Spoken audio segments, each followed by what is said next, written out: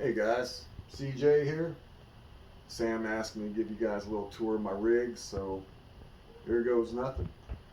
First we'll start off with the Panamax MR4300. It's just a simple surge protector. All my equipment plugs into that. From there I go to my preamps. I have run two, as this is a hybrid system. We got a Parasound Halo P5 two-channel preamplifier that I use for stereo, and a Marantz AV7703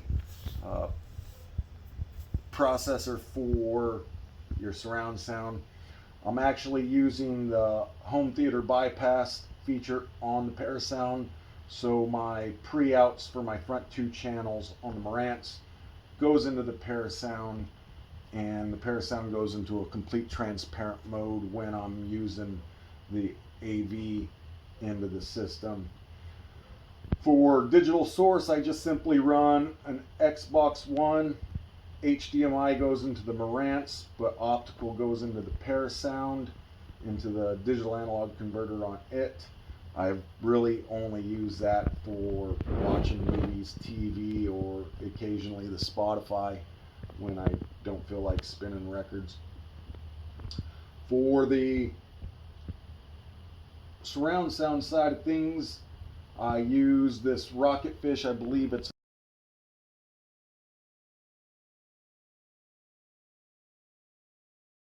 an old product they don't no longer make, which is a damn shame.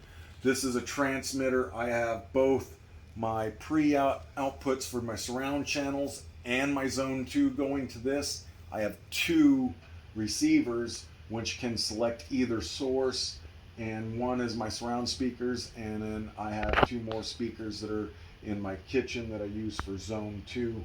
Once I get a proper amplifier for my surround sound speakers, I will be using that solely for zone 2 and a zone 3 at that point. For amplification duties other than that, my two main channels goes on the Mcintosh MC275.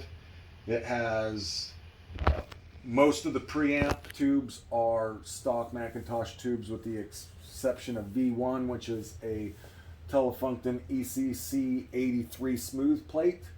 The power tubes, all three of the four have been replaced by Gold Lions. One of them is still the original Mcintosh KT88.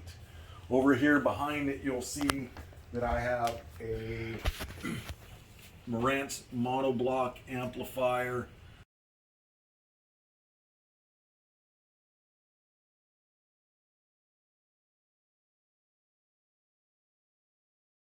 It's a 125 watt monoblock that I just use for my center channel. And then for my audio and source, I'm running a 2016 Rega Planer 3 with the Elys 2 cartridge. I've also upgraded to the Rega Neo PSU, so I now no longer have to change the belt for speeds. I can go from 45 to 33 and a third real easily. I'm running a Hudson Hi-Fi acrylic slip mat on it, and it's been working pretty good. Over here, you'll notice that I have this other tube amp sitting on my subwoofer. Just to let everybody know, that's not normally where I sit it. I just brought it over here so it would be a lot easier to video. But this is what I use for my headphone amp. In fact, it was actually, before the Mcintosh, it was the amplifier for my main two speakers. It's an Audio Electronics Supply SE1 single-ended triode tube amplifier running Sovtech 2A3s and GE6N7 GTAs.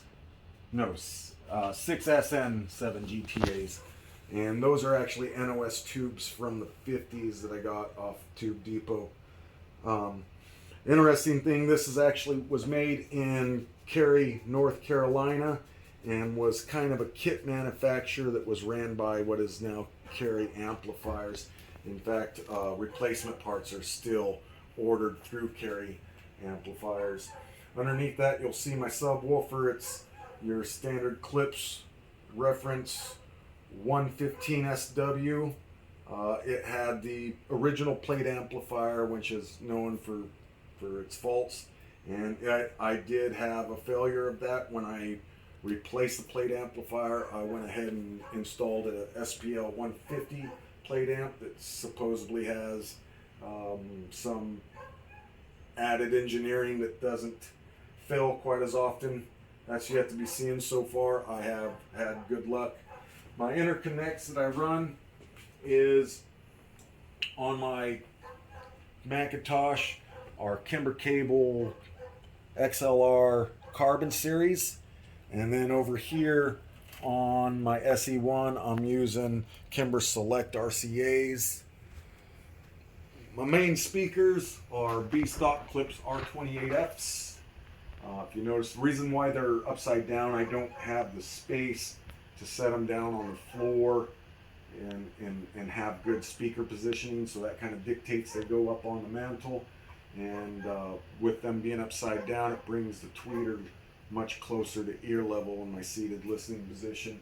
Center channel's just an R-25c.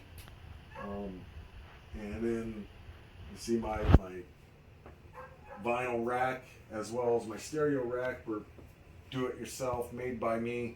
I'm waiting for some warmer weather to get this sanded and stained and finished it. It'll eventually match this rack. The R28s have done really well. They'll probably be moved to surround sound speakers as soon as I find a nice pair of KLF 20s that are local to me and at a decent, respectable price. But other than that, that's pretty much it. And now for a short little demo. Got a little album called Triple Black by a band out of Casper, Wyoming called ROT.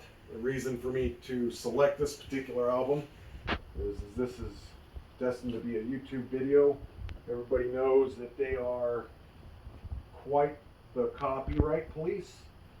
And so Wade Kendall, the head of ROT, his lead singer, he was gracious enough to be willing to give us the rights to demo this album on the stereo for this YouTube video.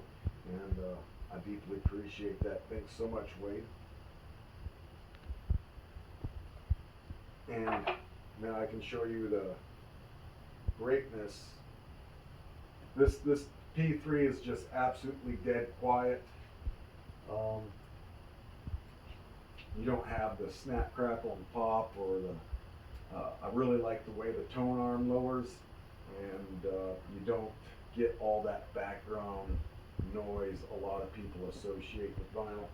So here you guys go.